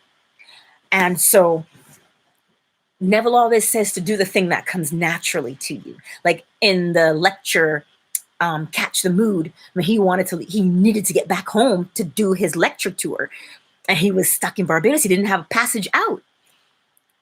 And you know how Neville always says, well, you live in the end. Well, he could have seen himself back lecturing, but he didn't. He saw himself walking up the gangplank, because for him, that was the end. That was the confirmation. And sometimes when you do that, when you choose an ending that looks like that, what it does, it takes the pressure off of you, because as I've said, you can't lie to your subconscious. So if you say to your subconscious, I just won $20 million, your subconscious is like, bitch, where it is, right? That's what it says, because it doesn't believe you. You can't lie to yourself. But what you can say is, every time I play a scratch ticket, I win a lump sum of money. So whatever it takes, because remember how cause and effect and rhythm work, right? If you have to use a lot of pressure, if you have to use a lot of force, don't use a lot of force, because the more force you use to go this way, you got to get that force to come back this way. And it's not always a pleasant experience. This is why things like mania and manic depressive happen, because we're in our minds, right? And we're thinking about how we were hurt and so on. Yes, force is the physical action, but Your thoughts, Christian, also have force. You know why? Think about this. If somebody really hurt you, you're like, oh, I hate you. That is force from your thoughts. So the thought, your thoughts are not exempt from the laws. Why? Because law number 1 tells you that all is mind, all is mental. So whatever force you use, and so if I say to you hatred, then you realize that that's a strong force, right? Exactly. You don't put it this way. I have encountered people who hated me and they never said a word to me, but I felt it. So force does not have always to be physical action. It is your thought. You see, this is why I say to you, the thing that is hidden has to show up. You see? So it has to show up because of correspondence, as within, so without, as above, so below. So if you've got hatred on your, here's another example for you to help you understand law number 1. Law number 1, a photocopy machine. You know how if you forget that there's an image on the glass and you hit copy, the image that's on the glass is what's going to come out. So law number 1 tells you all is mind. Whatever image you hold, an image, yes, can be a picture, but an image can also be a feeling. Yes, because you see cause and effect. Every effect has a cause and every cause has an effect. If you don't, some people say, I struggle with visualization. But if you struggle with visualization, if you want to create an image, get the feeling that represents the image and the image will show up. Because that law, as you can see, is always moving. So you can create the feeling and get the image, or you can create the image to get the feeling. Sex. Think about this. If you have a significant other and they really rock your world, and you just, if you stop and you think about them and you can smell their perfume, you smell their cologne, and you get a physiological reaction right away, your heart speeds up, you get all a little sweaty, and you're like, can't wait to kiss them, hug them. You see, all you did in your mind, you understand, the image was, oh, the smell of this person created an image, right? So that is law number 1. What is on the photocopier? So if fear is on the photocopier, if you feel insignificant and that's on your photocopier, and you hit copy, you can't get confidence if you scared. Because that's what's on your photocopier. So this is why you've got to change what's on the photocopier in order to get the image. The image is in the darkness, but as soon as you apply the light to it, the image appears. All is mind. The image that is here in darkness has to match the image that is in the light. They always have to match. That's why I tell you, we are in a dual society, a dual universe, but not dual because we're opposite, dual because we're the same. And how do you know that you're dual and you're the same? What does the Bible tell you? As a man thinketh, therefore he is. As you sow, you shall reap. That's why these two things, which is the image you have in your mind. If you have an image of corn, you can't write peas, because as above, so below, as within, so without. Right? So the image must always match the representation of itself. Right? So these two things, dual means Two, dual does not mean opposite, right? Because I know a lot of people think that because you're dualistic. Teresa, look at these images. Yes. Parallel, they're side by side. That's what makes them opposite. Their positions, they're parallel, as opposed to perpendicular. I think I have that right. Perpendicular, you're gonna cross, but parallel your side, and you're like this. And the description that I read somewhere is called poised opposition. How sensual is that? It's like tango dancers, poised opposition. They're just opposites because they're on different sides. They're parallel to each other, but they're the same in nature. And how do you know that they're the same? Because look to nature. If you doubt me, look to nature. If you put a sunflower seed in the ground, a sunflower plant is going to grow. Right? That's how you know that you have to have two things. But there's a funny thing. There's a third. The awareness of the thing is the third. You could have a guy sitting at the bar and a chick dancing on the dance floor. Pardon me. And they're there. There are two of them. But the awareness of the two of them together. He has to become aware of her and she has to become aware of him to bring them together, to create. Because he's way over here, she's way over here. But it is the awareness that triggers the creation.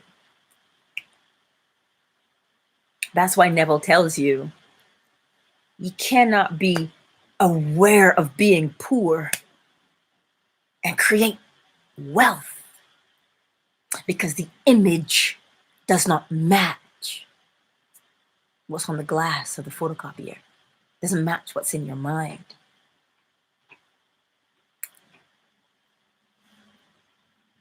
Yes, Miss Teresa, they have to match. They have to match. They just have to match.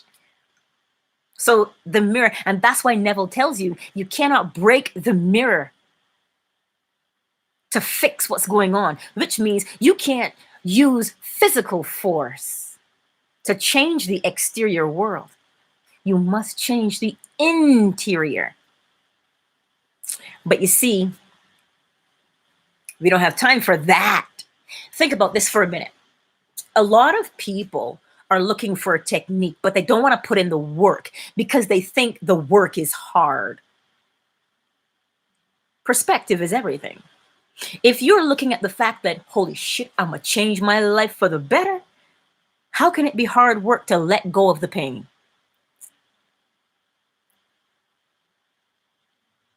We just want a recipe, but we don't want to understand the recipe.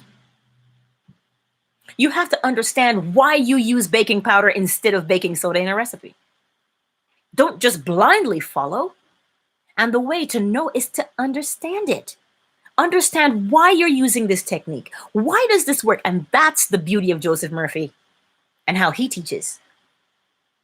He teaches you the why. But it is easy, Teresa. Remember that it is easy. How many times, like I said, how many times have you seen a plant growing through asphalt? Did it need the right conditions? So long as it is planted, it will grow. And that is why Neville also says to you, you must guard your subconscious mind. Your subconscious mind, he says, it's like a garden. It's like a garden. Do you want weeds? The weeds are the opinions of others and how they influence you. If those weeds are choking your life force out of you, which is all these memories of of how we grew up and how we were treated.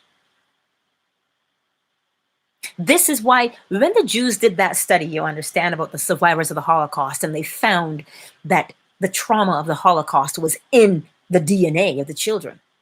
Why is it in the DNA of the children? Because it was in the DNA of the parents. Why is it in the DNA of the parents? Lest we forget. Is this not what we learned? I'm not telling you that what happened was insignificant. I'm telling you that what happened, happened. But what I'm telling you, to move forward, law number 1 tells you whatever you hold in your mind. If you hold, I am a victim. My people always got to suffer. Why we got to work so hard? Why do we get reparations? Blah, blah, blah. If that is the image in your mind, you walking around like Mike Tyson. You walking around with your gloves on and you're ready for a fight. Well, if you're ready for a fight, you will only encounter fights. So now you've got to look at this and ask yourself a question. Neville asked this question. Neville said, the desire to grow must be stronger than the desire to stay the same. So if you want that pain to be there day after day after day because you are justified in having it there, what does law number 1 tell you? All is mind. And law number 2 tells you, as within, so without. Christian, you said it's kind of hard to be a free thinker without the validation from others. I was always taught to do things for people for their validation. A good letter of recommendation, a good reputation. You know what? Let me tell you something. Christian, I hear that. I hear you because you want a good reference, right? I hear you. I hear you. But then here's the, see that is the, what that is the effect, right? The effect is, I want to have a good recommendation. I want to have a good reference, right? That's the effect. But that now makes you feel like, if I don't do A, I can't get B. It causes you to sometimes compromise who you are. You see it? So now, because the image of acceptance, the image of, I guess it's acceptance because then you're not rejected, right? If you want that image, the image of acceptance cannot come from the fear of rejection. So in your mind, if your mind says, if you don't do this, you're going to be rejected, that's the image in your mind. That's the only image you can recreate. So how do you overcome that? Most people, let me tell you something. Most people can't even look themselves in the eye in the mirror for more than 30 seconds. Or sit still and listen to themselves breathing for that long because they don't like themselves. And it's not that they don't like themselves because they don't like themselves. It's because of the mental image they hold of themselves.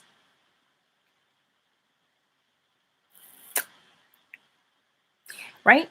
So if Joseph Murphy had a very good explanation, he said, work like you are employed by God himself. So if you're working like you're employed by God himself, who else's recommendation do you need? Do you know why? Because if you're working like you're like if God is your employer, you already know what kind of employee you are, right? Because you've got the best boss. You get raises, you are promoted, you are respected, right? Because God is your employer. God is love. So if that is how you're working, that God is your employer, then you see the cause now changes. The cause now changes. The image, the mental image you hold now changes. You're saying to your subconscious, you know what? God is my employer. Now we know that God never cheats his employees. He's always honest with his employees and faithful. I say God because we like to name things, but infinite intelligence, what's within you. If you work, whatever job that you do, it's like when I narrate a script and the script moves me, I narrate that script, let me tell you, because it moves me and I am fascinated by the script. I don't really do it for them. I do it for me because I feel it. I live it. I breathe it. That is what I mean when I say that God is your employer. When I narrate a script, I come on to YouTube. Nobody pays me to be here. Listen, I'm going to talk regardless. I figure I may as well tape it. It's either I'm going to talk to you or I'm going to talk to the mirror, but I figured I may as well tape it. That's what I'm trying to tell you. The image in your mind now becomes the cause. So if God is your, or infinite intelligence is your employer,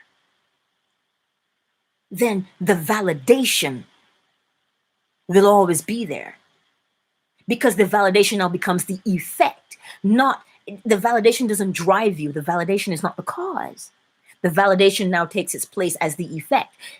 The cause of the validation is that you see the power within you and you work accordingly.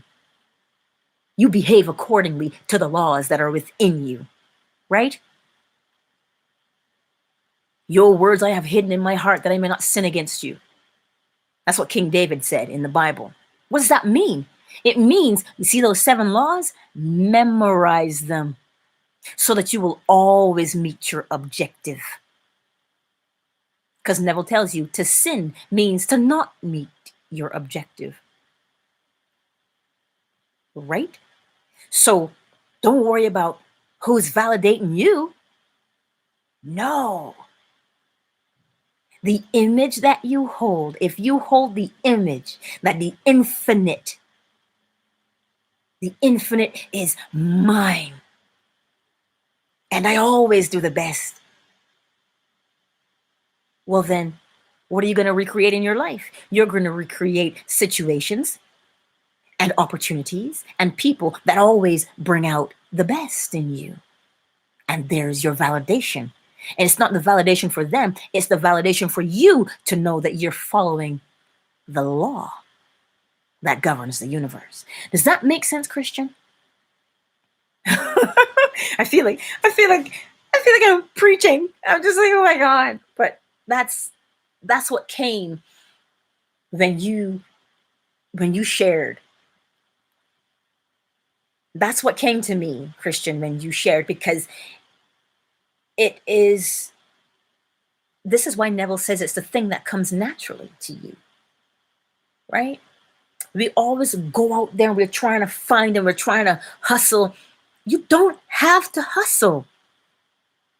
If something comes naturally to you, do it. And the beauty of the law is this. When you recognize who you are, your awareness, then you just behave accordingly.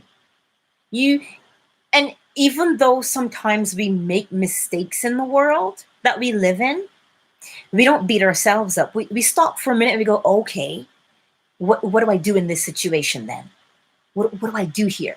Because I feel a certain way about this thing, but what do I do? Show me what to do. And that's how we learn to trust the infinite intelligence within us. That's what you do day in and day out. Like I said, I don't know everything, but I know those laws. And I ask questions. Who do I ask questions? Myself. Who else is there to ask the questions of? But like I say, it is easier, right? It is easier to do than we think it is.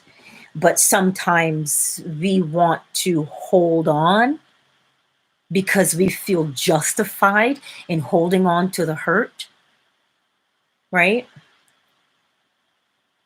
Because,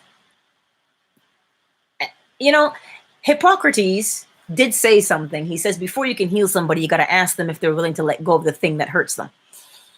And this is where I say we must be gracious and we must be kind. And the way that we can be gracious and be kind is to understand and remember the way the mind works. The mind works according to the laws that govern the universe. So if you don't know how those laws work, you are forever prisoner to your habits. And this is why holding on is the habit. Does that make sense? Because you see someone who's been holding on to the trauma and they refuse to let go. They don't refuse to let go because they don't want to let go. They refuse to let go because that's the way the law works. They're holding on because the image, law number one, whatever image is that's the image they're holding on to. Neville tells you that image is entrenched within you. It's a habit now. And because it is a habit, you can only continually recreate it. So this is why we must always be cautious when we say to somebody, you're just being a victim. You're holding on to all of that trauma. Why don't you let that shit go? You can't tell somebody to let it go when they do not understand why they hurt in the first place. Because look at the law of cause and effect and the law of rhythm. If you say, let that go, fuck you. Well, look at how you coming at them, right? Look at how you're coming at this person to tell them the good news, the gospel, right? Look at what you're doing. If you're gonna push here, then you gotta know they're gonna push back. So how do you want to come at them? What's the effect that you want? And this is how you gotta come at yourself when you're learning and when you're growing and when you're understanding. You cannot come at yourself with a whip and expect that you're not gonna block it and fight back. Well, then that's how you got to come at somebody else. When you say to somebody, wow, I understand that hurt. I get it. And you say, you know what? I may not have all the answers, but if you want, we can go through this together. And it's not a matter of, because some people want to tell you the story all the time, but the story is, here's what happens. You know, I had a really hard life. Copy. Remember, the image is on the photocopier glass. So every time you tell that story, yeah, you know, I was abused. That hurts me to this day. I can't fucking let that go. That hurt me. Copy. Every time you tell the story, you're creating a copy on the photocopier. Every single time. And like I said, right, Teresa, it is judgmental. Judge not lest ye be judged. So however you judge is how, and that's law number 5, the judgment. So however you judge is how you will be judged, because that's the law. So however you push, compensation tells you it has to come back just as hard and it's going to hurt you. Judge not lest ye be judged is law number 5, the law of cause and effect and rhythm. Right? That's what that is. So if you don't know the cause, sometimes we don't need to know the cause, because sometimes digging that stuff up just keeps hitting copy right on the photocopier. But that's why the law works both ways. If you know the effect that you want, you can create the cause. You don't always have to rehash trauma to say, oh, I'm working on my inner child. Stop that nonsense. Well, yes, Teresa, because it is law number one. All is mind. And everything that is in there has to match what comes out. Everything that's in there has to match what comes out. Here's an exercise that I learned from this guy. I forget who he is. God, I wish I remembered his name. If I can find it again in my Instagram feed, I'm going to link it in the description box. He says, and makes perfect sense. He says, when you catch yourself recalling a memory, stop moving your eyes. Because when you move the eyes, it's like a Rolodex. So remember, your subconscious takes in information and will present you with a scenario that you've encountered prior. Understand? Because it has to match, right? So if you say, you know what? I've had instances of people not speaking to me respectfully. You're going through the Rolodex and you're flipping the Rolodex in your subconscious mind, trying to find the memory of every single time you've been spoken to disrespectfully. So the eyes are roving through the index to find it for you. So this is why he says, stop moving the eyes. Stop moving them. Like back and forth, like left and right. Stop moving the eyes. Don't do that. Blink, but because blinking is eyelids. Movement is, right? That's movement of the eye itself. So that's an exercise you can do to help you when you catch yourself remembering. And then on an affirmation side, what you can do, because remember now, what you are doing with yourself here, go back to this again. We're moving here, right? When you remember how you were hurt, you stop yourself and you go, oh my God, I know, right? I know you remember how we were hurt. But you know what? We're doing something different. It's not that what happened is being disrespected in any way. It's okay that you remember. But you know what? We said we want to change how we feel. So instead of remembering that, let's remember this instead. Let's look at a good memory that made us feel good, right? That's what you do with your subconscious mind when it brings up a memory. Because if you say to yourself, fuck, why do I keep remembering this? You see that force of memory that you're pushing with. Be gentle with the movement, because if you're gentle with the movement, the pushback will be gentle on you. Always. Byron Katie, I don't know who that is. I don't know who that is. But that's what you're doing with these. You're living your life based on these laws. And what you're going to find is you'll realize how you start speaking to yourself is how you're going to speak to other people. So if you don't judge yourself, if you don't say, dumbass, right? If you don't speak to yourself that way, you're not going to speak to somebody else that way. Did I always know this? No. Do you know how much stupid shit I've done in the past? But here's the key. Do not judge that. Do not feel guilty about it. Because remember, guilt, if you feel guilt, you've got guilt on the photocopier. And every time you push copy, guilt shows up. Meaning you're going to encounter situations that make you feel guilty. Whether it's with other people in your interactions, whether it's in your job, it doesn't matter. Whatever interaction that is. So you don't want to feel guilty, because remember, guilt is hard this way. So if you're pushing hard this way with guilt to come back now, you're going to feel unworthy, unforgivable. You see it? Does that make sense? So don't remember how you're pushing yourself. So if you move, because it's always moving, because everything moves, it never stands still. But you can influence how it moves by how you respond and react to it.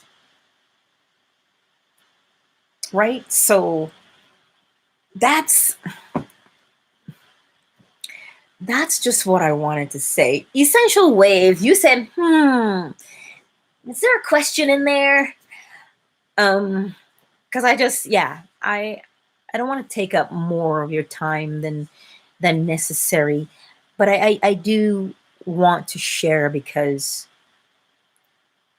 I think once we understand those laws and how the mind works, then navigating and manifesting becomes more conscious, because now you're conscious, you're aware, right? You're aware now of what you're doing and why you're doing it. Yes. Because you ever had a pattern and you're like, well, why do I always choose this person? Why do I always choose this type of relationship? Why do I always choose this type of job? Why do I always do that? Why do I? If you know those laws, you always choose them because it's the mental image. So what is the mental image? How do you know what mental image you're holding? What do you feel like when you have those interactions? That will tell you what the mental image you have is. Oh,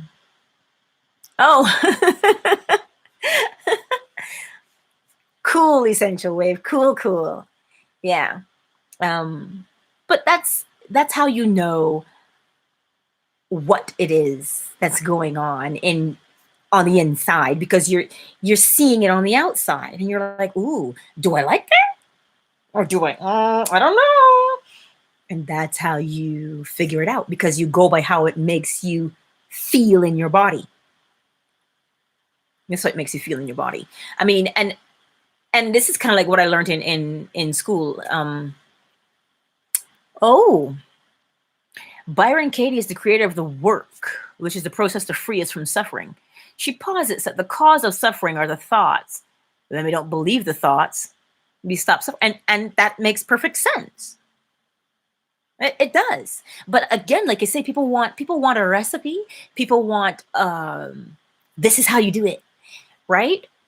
And for me, the way to do that is to teach you how things work, so that when you encounter a suffering, a thought that hurts you, you can gently say to yourself, holy cow, that was bad, wasn't it? But you know what? We're not there anymore. We're safe now. So let's look at things that make us feel this way. Let's feel better. And that's how you talk to it, because it's a constant redirecting of the mind. Remember, Teresa, when you said how sometimes you can feel like your mind wanders when you're trying to do your SATs. That's exactly what it is. It is staying focused.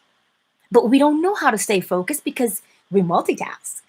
You can't focus and multitask at the same time. So if you're going to practice your focus, that's what you do. You constantly, and this is why what I mean when I say sometimes the subconscious bringing up things can be kind of sneaky in a way, because it doesn't look like it's trauma all the time. It won't always look that way, but you're looking at it and you're like, wait, what? And all it's doing is reminding you of something that you've got in there. And you're like, oh, that's right. That's how I feel about that. And like I say, sometimes it brings it up in such a way that is, it just brings it up in such a way that is not so blatantly obvious that that's what it is, right? So yeah, that's the key, right? That really is the key. Understanding how the mind works and the beauty of the shapeless and formless infinite intelligence that resides within your body. Because if you've ever seen a corpse, you'll understand that it's missing something critical. It's missing the infinite intelligence or the awareness. And that is your spirit. And the reason I say spirit is because spirit is shapeless and formless, right? It doesn't have a shape, it doesn't have a form, but it just is. And so that's just why I call it that. But these are words that we've been using since Thoth taught us how to write, you see? And that's where the word thought comes from, too. Thoth. It's incredible once you start digging. But yeah, that's it. So if there aren't any questions, and I mean, I don't have anything my boy is still asleep. I can't hear him out there. Because normally I can hear him. He's not doing anything. He's asleep still. He's probably went to bed this morning. Listen, let me tell you something. I didn't even know what day of the week it was. Yeah. I just get up when I want to. I go to bed when I want to. And you gotta be free. And so that's the whole point. Esther Hicks talks a lot about that. She's like, you gotta be easy with it. You know, you gotta be in the vortex. And the reason why she speaks that way is because that's her personality. It's her personality. So she's going to speak that way. She's going to express herself that way. My personality is completely different. I'm more, my boy says to me, Mom, I think you're crazy. He's like, I really do. And I'm like, He goes, but you know what? I came out of you, so I must be crazy too. Like we're into the sex questions now because I homeschool, right? And he's 12. And so I'm using the law now to teach him about these kinds of things because he's asking me all these questions. Like, how did I get in your uterus? That one caught me off guard, let me tell you. It's a good thing I didn't run off the road because I was driving at the time. But I look at him and he just makes me laugh, you know? And it's just a learning experience. And it's it just is what it is, you know? And I know he's been hearing all these things. He's like, people talking about single moms, because I'm a single parent. People are like, the statistics are showing that single mothers are the #1 demise of society. And I was like, what kind of drivel is this? You know, so, you know, that's what I mean when I say you can't let things affect you sometimes. And yes, I'm a single parent. And, you know, but at the same time, if you use the laws, you know, and really and truly, I only just hunkered down and said, you know, what kind of life do I want? And that's just what I do. What kind of life do I want? And when you start to realize that you had all of these different things on the photocopier in the feeder, you know, you're like, oh my God, it can be overwhelming. Like just the start button is stuck and all this stuff's just flying out of your life. You're like, ah! Yeah, but it's interesting. Oh, something I wanted to say. I swear to God, that door opened a little bit, but I don't know.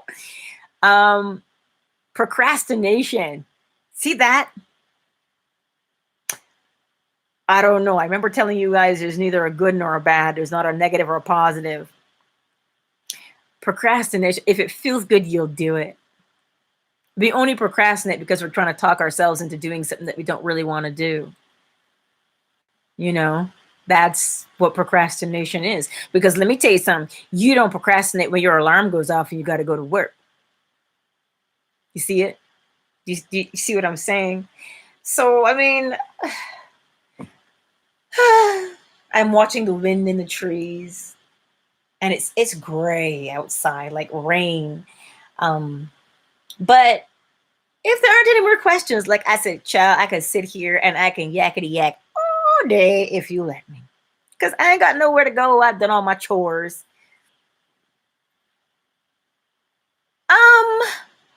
Oh wow.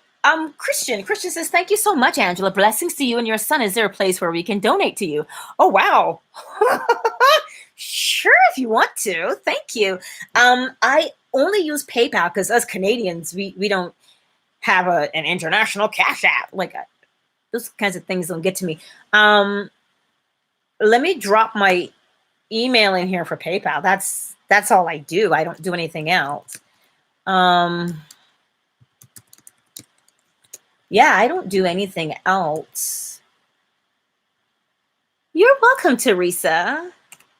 And there's an R in there. I know sometimes it looks, I'm gonna retype it. I'll type my email again because there's an R in there and sometimes people don't. At me.com. Yeah, sometimes people don't see it, but thank you guys for hanging out with me today. I really do appreciate it. And like I said, I struggled because I was like, oh, should I get up? And I don't have a script. I didn't know what, but you guys brought the questions out. And so that's what really helps me to grow and learn and such. And I've got another Joseph Murphy book that I'm gonna narrate, but I do have some projects that I have to get done. So because they're waiting for their book so they can sell it. So I'll get around because I have not been very active on YouTube in a bit, you know. So, but I miss doing lives because I love the interaction with people. And so, yeah, I do. And you guys can always email me too if you've got questions, and I will keep them anonymous if that's what you want. I call your names because you're here with me now and everybody can see you. So, but if you do have questions, yeah, let me know. Like if there's something you want to consciously manifest and such, let's do it. Holy cow, I do. I have a Zoom in like 10 minutes. My mentor, it's his birthday today. He's 85, I think it is. And so, yeah. He's 85. But I don't know if he's still alive because his daughter didn't say, she just said it's a celebration of his life. And I'm like, I don't know what that means. Is he alive? Is he not? Like, I don't like surprises. Just tell me. But anyway, that's how that is. But I've known him for such a long time. Great man. Yeah, and he did, that's what his work is what? Hypnosis and self-hypnosis. That was his work. So anyhow, you guys were amazing today, and thank you. And I will do my best to, if I get a couple questions, people, I'll pop up and do a live. Yeah, I think that would be easier instead of trying to schedule something, because I don't schedule things. I just fly by the seat of my pants, right? So anywho, you guys are awesome. I love you. And remember, all is mind. As above, so below, because everything moves. And it moves because it is in poised opposition of cause and effect. And in that movement, there is a rhythm. Why? Because something must be filled and something must fill. Gender. Those are the laws that govern the universe. I love you. Much love, people.